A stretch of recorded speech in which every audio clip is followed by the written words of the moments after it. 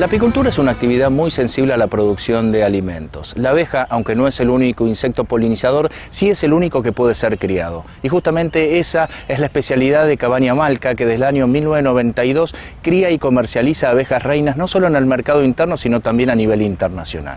Justamente a continuación en AgroTV, Martín Braunstein junto a su esposa detallan cómo con 900 colmenas logran obtener más de 4.000 núcleos de fecundación de excelente calidad. Las abejas constituyen un aliado importantísimo para la agricultura. Malca Queens es una cabaña con más de 20 años de experiencia en la cría de abejas reina. Martín Braunstein cuenta cómo junto a su esposa Sonia Beretoni se capacitaron en Estados Unidos y luego se instalaron primero en Pilar y luego en el conurbano de La Plata. En esta etapa que se extiende desde el 99 hasta ahora, nos encontramos en este establecimiento que son 3 hectáreas, donde se encuentra lo que sería nuestra base de operaciones. Esta nuestra vivienda familiar, un galpón donde realizamos tareas de producción y las colmenas básicas para la primera etapa de la crianza de reinas, que es justamente la producción de celdas reales. En este interín, te decía, estuvimos 3 años en Estados Unidos, entre el 90 y el 93, capacitándonos en California y en Georgia, y ese paquete tecnológico es lo que hoy constituye nuestra metodología básica de trabajo adaptada a las condiciones de La Plata. Los primeros pasos siempre fueron difíciles porque tuvimos que llegar a lo que era una unidad económica, que contamos de novios y no teníamos hijos, con 300 colmenas nos alcanzaba. Pero el hecho es que para tener una cierta rentabilidad y economía de escala, tuvimos que llegar al número actual, que es 900 colmenas, que están repartidas en 4 apiarios, y aparte tenemos 4.000 núcleos de fecundación. ¿Y qué es un núcleo de fecundación y cómo se relaciona allí un enjambre? Un núcleo de fecundación, para el que no es apicultor y que permita entenderlo, es a una colmena lo que un bonsái es a un árbol de tamaño grande. Es una colmena en miniatura, un núcleo de fecundación, que nos permite cada 16-17 días introducir una celda real, de la cual nace una reina virgen, luego tiene lugar el proceso de apareamiento y luego el enjaulado de la reina fecundada, con lo cual concluye el proceso productivo. Entonces, desde el mes de octubre hasta fin de marzo, utilizamos de manera secuencial estos 4.000 núcleos de fecundación para cada 16-17 días obtener una reina fecundada. ¿Podemos llegar a destacar la importancia que tienen las abejas como polinizadores naturales en la producción de alimentos? La importancia hoy de las abejas está dada porque son prácticamente el único insecto polinizador que es doméstico, que depende del hombre. El resto de los insectos polinizadores están bastante diezmados por, ya sea el avance de la agricultura intensiva, el uso masivo de agroquímicos y el avance de la civilización. Entonces, cuando se pulveriza para combatir estas plagas, lamentablemente en la volteada caen también los insectos polinizadores naturales, ya sean mangangá, abejorros. El continente americano de por sí tiene su población nativa de polinizadores. En esa población no están comprendidas las abejas, que fueron insectos traídos de Europa. Ya en la época de Rivadavia, 1821-1822, hubo un primer ingreso de abejas a nuestro país. Luego, en la presidencia de Sarmiento, hubo aún un mayor ingreso de abejas, generalmente Italia, de España, de Portugal, y con eso se constituyó un pool básico de abejas, pero que estaban lejos de tener el mejoramiento genético que nosotros buscamos. Después de la década del 30, del 40, se empezó a hacer cierto mejoramiento. Pero hoy, sin las abejas, lo que no habría es polinización de cultivos frutales. Nosotros damos como hecho que hay disponibilidad de manzanas, peras, ciruelas, que hay praderas, pero sin la labor silenciosa de las abejas y sin lo que en economía se llama una externalidad, que es cualquier prestación que no tiene una retribución, que se hace gratis, las abejas nos privarían de muchas de las cosas que hoy comemos cotidianamente, más allá de mantener la biodiversidad y el equilibrio de nuestro ecosistema. Existen 27 razas distintas de abejas. Al igual que ocurre con las razas de bovinos, ovinos, porcinos, cada raza de abeja tiene características propicias para cada ambiente. Hasta ahora, estudios taxonómicos y del ADN mitocondrial nos permiten identificar unas 25 razas de abejas dentro de una misma especie. Eso significa que esas razas son todas compatibles entre sí y que si cruzamos distintas razas obtenemos híbridos. Algunos híbridos tienen lo que se llama heterosis, que es una demostración de productividad muy superior a cualquiera de sus progenitores. En el caso específico de Cabaña Malca, nosotros estamos trabajando con dos razas puras, que es la abeja italiana, que como ya te decía vino acá desde fines del siglo pasado a nuestro país, fin del siglo XIX, principio del XX, y a su vez la abeja caucásica, que es una abeja originaria de una región muy pequeña que es el borde entre Asia y Europa, que es el Cáucaso, entre el Mar Negro y el Mar Caspio. La abeja italiana, con respecto a la caucásica, tiene una complementariedad única. Se obtienen grados de heterosis que son extraordinarios, tanto en las cruzas recíprocas, usando como padre a la italiana o como padre a la caucásica. Es increíble la versatilidad que tiene. Y a su vez producimos un híbrido que es la abeja Buckfast. La abeja Buckfast es una abeja cuyo creador fue un monje benedictino en Inglaterra, que es una abeja adaptada más que nada a zonas de clima frío con primaveras tardías. Entonces tenemos abejas para todas las zonas, climas templados cálidos, la italiana, la caucásica cruzada con la italiana, que es una híbrida adaptada a zonas de clima subtropical. Recordemos que el Cáucaso, aunque está en una zona de alta montaña, las zonas bajas son subtropicales. Y finalmente la abeja Buckfast, que es una abeja para las zonas del norte de Europa. ¿Y cómo se realiza la exportación de abejas y cuáles son los mercados que hoy las están demandando? La exportación de abejas, la única forma de hacerlo es por vía aérea. Es una carga altamente perecedera, como cualquier otro tipo de animal vivo. El tiempo de transporte no puede exceder las 96 horas, es decir, los 4 días. A veces hay ciertos tiempos de conexión en los aeropuertos, son muy raros los vuelos directos que tenemos de Argentina, salvo, por ejemplo, Frankfurt en Alemania, que es directo, o Heathrow en Londres, o Madrid, París. El resto son todos vuelos de conexión, y ahí ya tenés por lo menos 48 o 72 horas. Y hemos llegado a tener circunstancias de hasta una semana y las abejas aguantaron, pero eso ya es tirar demasiado de la cuerda. Las abejas viajan, como son insectos sociales, en pequeñas jaulitas de plástico. La jaulita de plástico tiene esta dimensión, tenemos unos 6-7 centímetros por 2, y ahí va, la abeja reina acompañada por un séquito de entre 8 y 10 abejas obreras. ¿Por qué la reina viaja acompañada y no sola? Porque la reina necesita que haya abejas obreras que produzcan jalea real. La jalea real, las abejas acompañantes que componen su séquito, la producen a partir de un alimento, una pasta hecha con azúcar impalpable y jarabe de maíz de alta fructosa. Durante los días del tránsito, que la abeja está en cautiverio, ellas producen, a partir de esa pastita, alimento para la reina. Y viajan en cajas totalmente ventiladas, no hay necesidad de alimentarlas porque tienen su propio sustento. O sea, es más fácil inclusive que exportar un perro, un gato o un caballo de carrera, porque no hay que darle agua ni de comer. Eso sí, son muy sensibles a las variaciones de calor. Es sumamente necesario que las compañías aéreas tengan ya dispuesto un vehículo en el momento de la descarga para que esa carga de abejas vaya a un lugar con temperatura controlada, que debe ser entre 19 y 24 grados. Brownstein explica cómo son las clases sociales en la colmena y advierte que de haber una esclava, esa es la reina, que depende de las obreras para alimentarse. ¿Por qué yo digo que una reina no es una reina? ¿Y por qué una obrera no es una obrera? Porque es una terminología, un vocabulario que surgió cuando se estudió la vida social de las abejas a fines del siglo XVIII, con la creación de aparatos de óptica, donde en medio de la revolución industrial se asignaba a cualquier sociedad clases sociales. Entonces se veía que había un individuo que era más grande, más corpulento, que aparentemente daba órdenes y gobernaba la colmena, y un conjunto de abejas mucho más pequeñitas que aparentemente las seguían.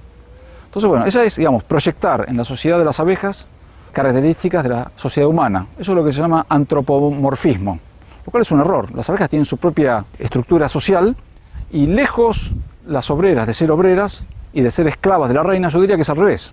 La abeja reina es una esclava de las obreras. Las abejas obreras son una dictadura del proletariado. Son básicamente una sociedad totalmente comunista. La reina simplemente sigue los dictados de las obreras. Las obreras, mediante la alimentación que le dan a la reina, regulan la capacidad de postura, en más o en menos. Cuando la reina ya es menos eficiente en la tarea de poner huevos, es directamente eliminada por las obreras. Y las obreras crían una nueva reina, a su gusto, cuando ellas quieren. Por lo cual, la reina no reina ni gobierna, las que mandan son las obreras.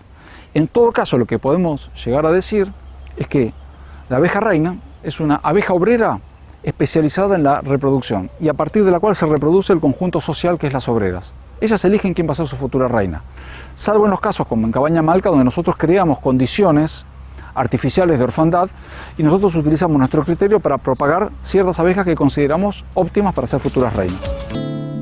El desembarco de la agricultura en nuevas zonas productivas junto con la ganadería de engorde a corral obligaron a los apicultores a buscar nuevas zonas productivas por falta de praderas donde polinizar. Braunstein cuenta las razones de esta mudanza. Mira, yo creo que tal como está constituido el mundo y con hoy más de 7.000 millones de habitantes, y teniendo en cuenta que dentro de nada más que 25 años va a haber casi 10.000 millones de habitantes, es un hecho inexorable que los países que tienen posibilidad de intensificar su agricultura lo hagan. Argentina eso va a suceder, entonces nosotros como apicultores, si queremos sobrevivir, tenemos que aprovechar los resquicios que nos deja el sistema. El monocultivo de soja en sí creo que es una encerrona que no beneficia tampoco a los que cultivan soja, porque el hecho de no poder hacer las rotaciones como corresponde provoca déficit de fósforo y de otros nutrientes en el suelo. Entonces no es una agricultura racional esa, simplemente que la coyuntura económica incentiva a hacer ese tipo de explotación. Si acá hubiera una rotación más racional, los apicultores podríamos tener cierto beneficio, alternar con praderas, un modelo ganadero, que no te digo que sea el pastoril, porque ya eso quizás no lo vamos a ver más, salvo en zonas marginales. Entonces los apicultores lo que están haciendo, los que estaban en la pampa húmeda, que era el lugar ideal para la producción de miel, es ir a zonas, por ejemplo, la cuenca del Salado. Ahí no se puede hacer mucha soja. Y hay ciertos procesos de migración hacia el oeste de la Pampa, zonas de monte, mucha apicultura en el Chaco, Formosa, Salta, zonas que antes eran consideradas marginales, pero que hoy son las zonas que están disponibles. También reconozcamos que hubo también un proceso de corrimiento de mucha apicultura del norte de la provincia de Buenos Aires hacia el delta bonaerense. El delta bonaerense y el delta entrerriano es un lugar extraordinario, pero también implica muchísimos riesgos. Entonces, digamos, no es el momento más brillante que está atravesando la apicultura argentina. De hecho, en los últimos 15 años llegamos a exportar casi 100.000 toneladas de miel y hoy estamos oscilando entre los 55.000 y las 65.000 toneladas. O sea, hubo una reducción drástica en volumen y en cantidad de colmenas.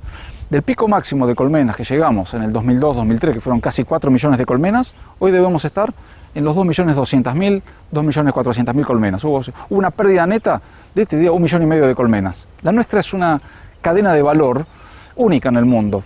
Argentina es exportador no solo de abejas reinas, sino de tecnología apícola. Las plantas de extracción de miel, las plantas de procesamiento de miel que elabora Argentina, son el resultado del esfuerzo tecnológico de décadas de empresas familiares. Entonces acá vienen gente de Chile, de México, de España, a llevar maquinaria argentina. Entonces cuando no hay un equilibrio, esas empresas lamentablemente van a dejar de existir. Para no afectar la polinización y la vida de las abejas, es importante regular la aplicación de productos fitosanitarios y ponderar las buenas prácticas agrícolas como ocurre en otros países. Existen pocas industrias agrícolas tan intensivas en el uso de agroquímicos como la producción de kiwis, por ejemplo, en Nueva Zelanda, la producción de fruta fina, y la verdad que la apicultura es perfectamente compatible, siempre y cuando los aplicadores respeten los horarios de aplicación.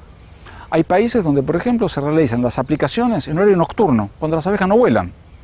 Y eso beneficia tanto al agricultor como al apicultor.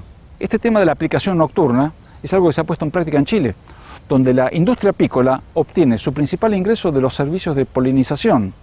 Chile es uno de los más grandes exportadores de paltos, de la palta Hass, que llega a todas partes del mundo. Y la verdad que a la palta hay que darle con todo. A su vez, exportaciones de manzanas, ciruelas, duraznos. Lo mismo sucede en Nueva Zelanda. Yo no conozco realmente eventos donde haya habido pérdidas significativas de colmenas cuando hay una acción mancomunada del aplicador, el agricultor y el apicultor. Aún con productos que pueden ser considerados riesgosos. Porque hoy prácticamente la mayoría de los productos que se utilizan, si bien hay muchos se han abandonado, como el endosulfán, que de por sí eran críticos, otros productos mal utilizados pueden causar perjuicios. Por caso los fungicidas. Hay ciertos fungicidas que si la abeja lo lleva a la colmena, altera la microbiota de todo el polen. El polen es el alimento proteico para las abejas. Cuando se incorpora ese fungicida al polen, el proceso de ensilaje, que es una conversión enzimática ácido-láctica del polen, no tiene lugar. La abeja come un polen que no le resulta nutritivo, muere por desnutrición. O sea, no es el impacto, no es una muerte aguda causada por el impacto del plaguicida sobre la abeja, sino un efecto crónico en el tiempo por desnutrición. Entonces, ¿cómo se hace para corregir eso? Bueno, hay que hablar, simplemente. Yo pienso que a las empresas que producen los agroquímicos, lo que más les interesa es vender productos y no tener conflictos con el medio ambiente ni con las abejas, que sabemos todos que cumplen un rol, son un barómetro también de la contaminación. Así como el canario en las minas de carbón de Inglaterra, cuando el canario empezaba a cantar, sabían que se estaba acabando el oxígeno.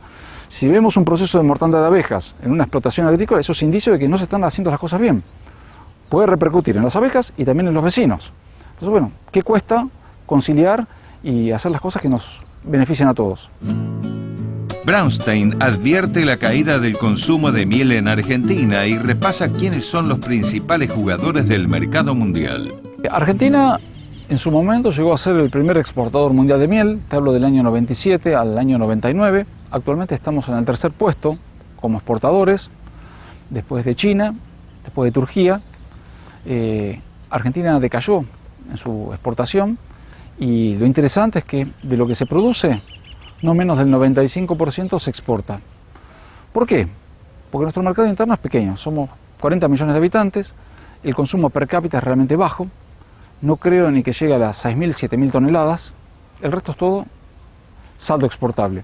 No tenemos inculcado el hábito de consumir miel como sí lo tienen otros países. El caso de Nueva Zelanda es interesante. Nueva Zelanda es el 10% de Argentina, en superficie y en población. Hay 4 millones de habitantes. Sin embargo, el consumo per cápita es de 1,5 kilos. O sea, ahí ya se van 6.000 toneladas de miel en Nueva Zelanda, que es un volumen más que significativo. Si nosotros tuviéramos el mismo consumo per cápita de Nueva Zelanda, en Argentina se quedarían 60.000 toneladas de miel. Quedaría un saldo exportable de 7.000, 8.000 toneladas. Pero bueno, para que se consuma miel tiene que haber hábitos culturales inculcados desde la niñez, porque la miel no es solo un remedio, como lo concibe erróneamente la población, sino que es un alimento fundamental. Tiene una calidad de carbohidratos que la hace superior a cualquier otro azúcar. Tiene un balance de minerales, vitaminas y proteínas que la hace único. No es un alimento inerte. Y por supuesto tiene propiedades nutracéuticas. Hoy el principal mercado de Argentina es Estados Unidos. Estados Unidos está llevando casi el 70% del saldo exportable. Alemania decayó muchísimo en los últimos 7-8 años. Alemania, de representar casi el 35 al 40% del saldo exportable, está en el 11%. Eso tiene que ver con una cierta anomalía del mercado internacional de la miel, y es que China le encontró la vuelta, y esto lo digo con todas las palabras, porque es así, a producir una miel artificial a partir del arroz. Se puede producir la hidrólisis del almidón del arroz y producir, así como existe un jarabe de maíz de alta fructosa, pues bien, los chinos han descubierto cómo hacer un jarabe de arroz de alta fructosa, que tiene características organolépticas muy similares a la miel. Lo que hacen los chinos es simplemente mezclar partes de jarabe de arroz de alta fructosa con miel, añadido de polen, y eso pasa como miel, lo cual crea una severa distorsión del mercado. Distorsión que le ha servido, en el caso de Estados Unidos, a severísimas restricciones para el ingreso de miel china. ¿Qué alternativa le ha quedado a China? Inundar a Europa de esta pseudomiel, lo cual representa para Argentina un grave problema, porque nosotros producimos algo noble, natural y puro. Entonces la situación está bastante complicada desde el punto de vista de exportación.